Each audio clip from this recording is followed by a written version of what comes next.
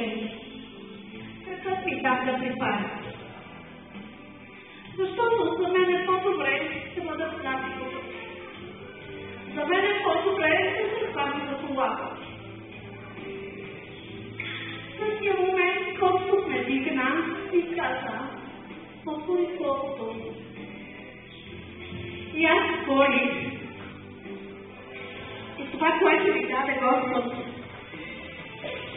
е да откриеме Исус Христос чистите му лица. Така и озаглавите му. И ми даде откровение да влезна в 4 глава. Извинете ме, 3. Това е една много хубава тема. Нека да отворим в Откровение 4 глава всички. Искам всяка една да следи това, което Бог иска да ни каже днес.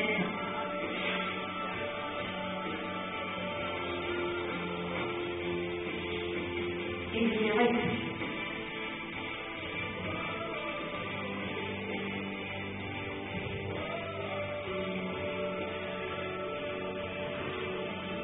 Ще четеме 4 глава 6, 7 и 8 стих.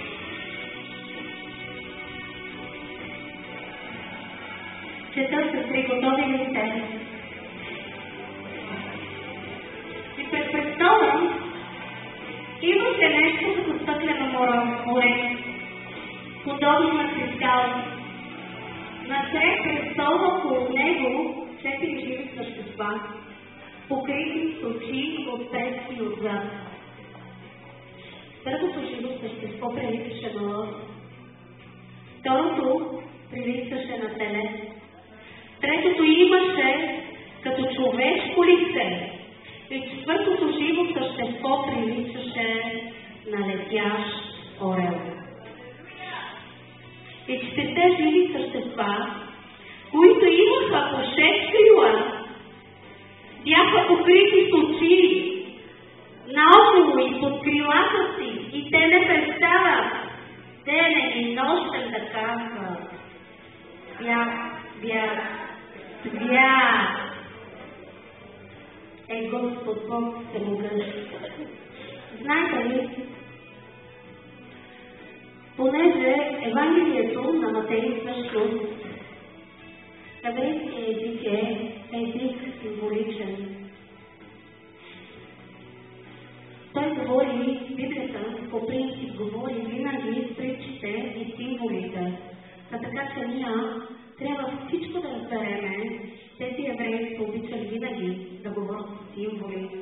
Понеже тези 4 лица, които видяхме в Откровение, първото живо същество приличаше, казваше на лъв. Понеже Евангелието на Матей теологично е представено всъщност изображение на лъв. Матей представлява и изобразява нашия цар и Господар Исус Христос като лъв. За да ни стане точно наясно, ще отидеме в Битие 49 глава. Сестрички мили, отворете 49 глава, за да видим какво казва Яков на сина си, който е 4 подред от синовете му.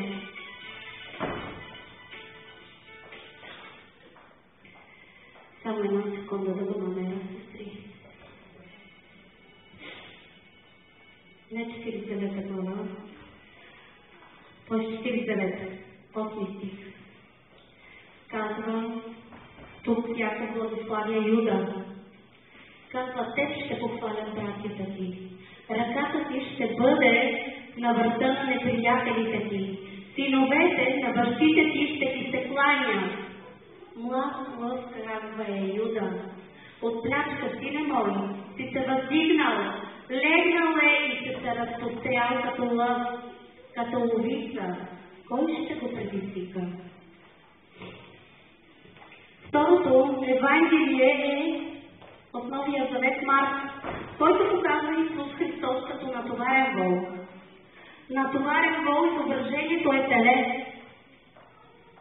Третото Евангелие е Лука. Лука дава образа на човешкия син. Изцяло Лука го представя като човек на земята, който е дошъл в човешки образ. Христос като човешки син повече от всички Евангелия и от трите. Четвъртото живо същество и четвъртото Евангелие, което е Евангелие Йоан, той го представя като орел. Сериозно ви казвам, аз не го казвам, казва го. Хора, които цял живот са се стремили да изучават Исус Христос.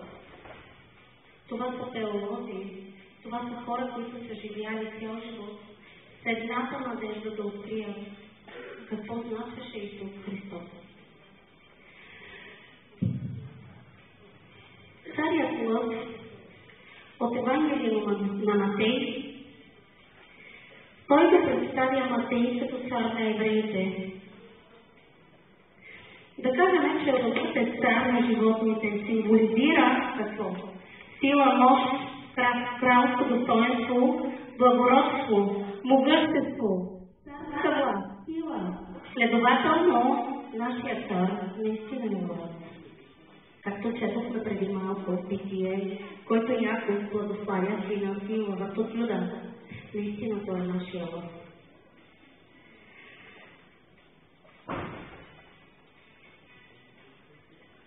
Нещо да кажа за лъвицата. Лъвицата носи най-добрата плячка. Знаете ли? Да. И тя вълнува за Христос. Тя се грижи за нейния си жених. Знаете ли, ние сме жени и обичаме любимите си до нас. Нека всяка една да знае как да каже на мъжа си, че го обича. Знаете ли? Да се научиме да кажем на мъжете си, че ги обичаме.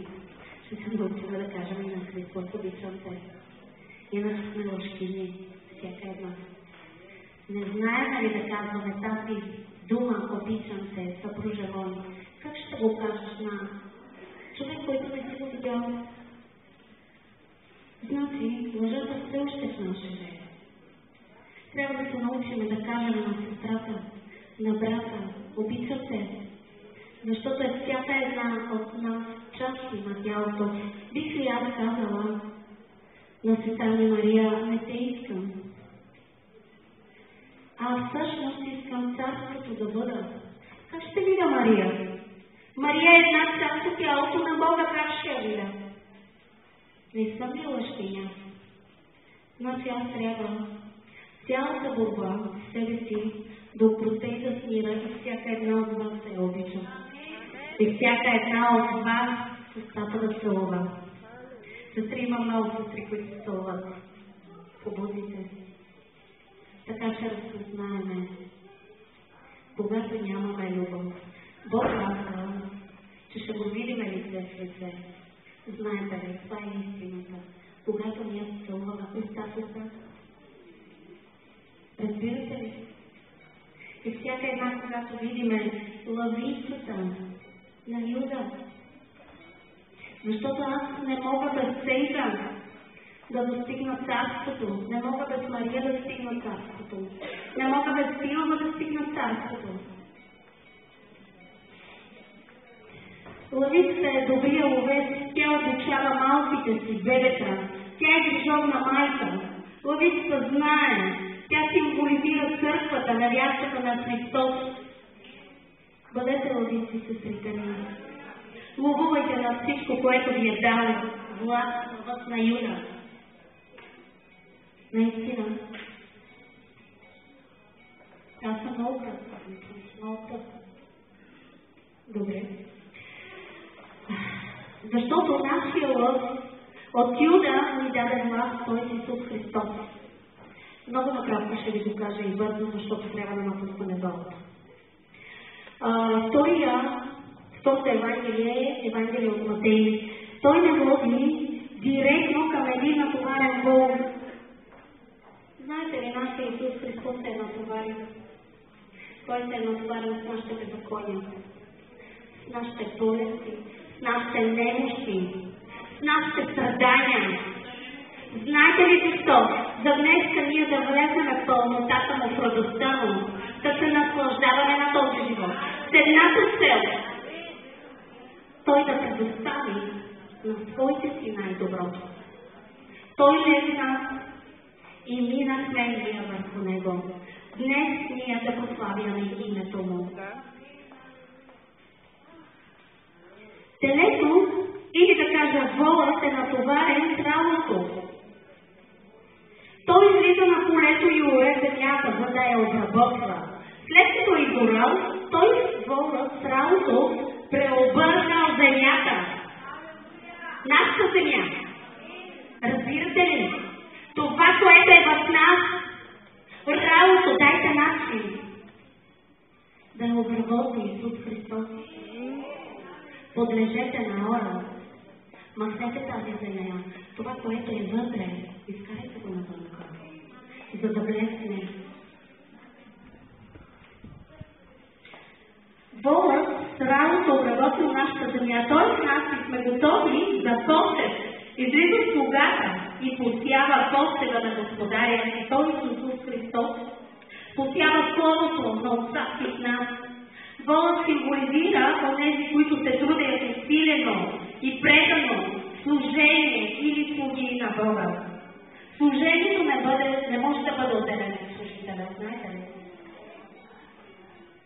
Защото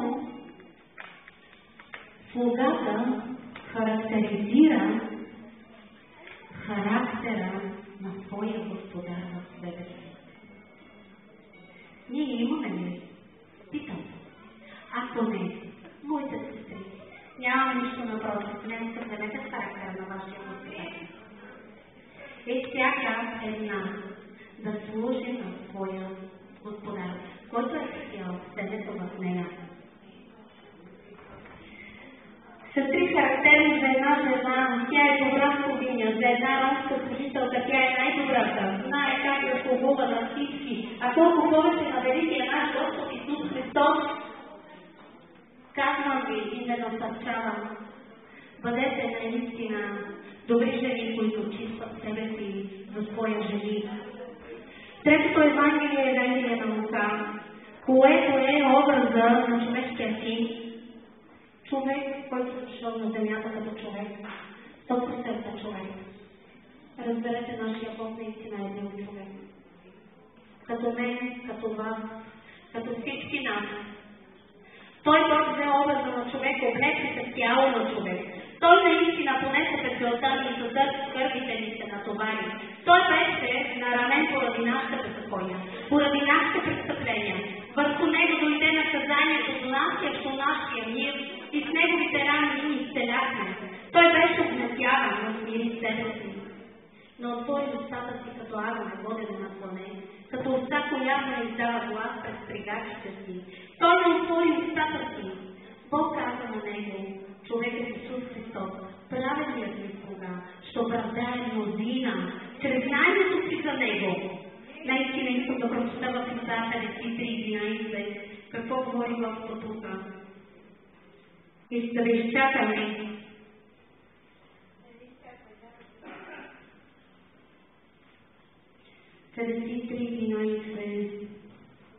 Казва Господ.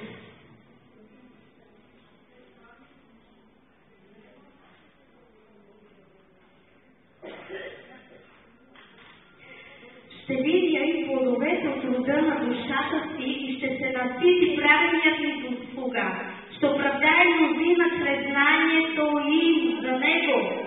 И той ще се натовари с законите. За това ще му определя дял между великите. И той ще раздели пляшка с силните, защото ще изложи душата си на смърт и към престъпници беше причислен. Наистина. Доказано е, че той наистина е бил човек. Според четвъртото Евангелие на Йоан, той е Божия син. Той е човешки син, както казва Йоан, а той е Божия син. Прообраз орел, който влиза от небето. Образно казано, орела, който има право да живее вътре по 60 години, знаете ли? Когато настъпи смъртта му, той скачва на най-високата планина, застава на ръба на планината и почва да дърпа своите пера, да остри клюна си, да променя, да хвърля всичко свое и чака. Минава буря, той стои. Минава ветрове, той стои. Минава полъха, той стои. Знаете ли защо? Защото чака Бог да възстанови живота му. Да му даде нов живот, да му даде нови пера, да му даде нов труд, да му даде нови ногти, които е бил скалата прообраз Исус Христос. И когато дойде всичко много върху него, той влиза и полита с цяла сила. Знаете ли какво значи? Духът, който възкръсва новия живот. Новата Мария, новата Донка, новите ми сестри. Това искам да ви кажа. Няма да отнема повече времето. Искам по-нашироко, но нямаме време. Искам да кажа, всяка една да бъде орлица, да бъде лъвица, да бъде съдиня и човек да сме. Бъдете благословени. Бог е благословен при тебе. Похвалиш ли Бога?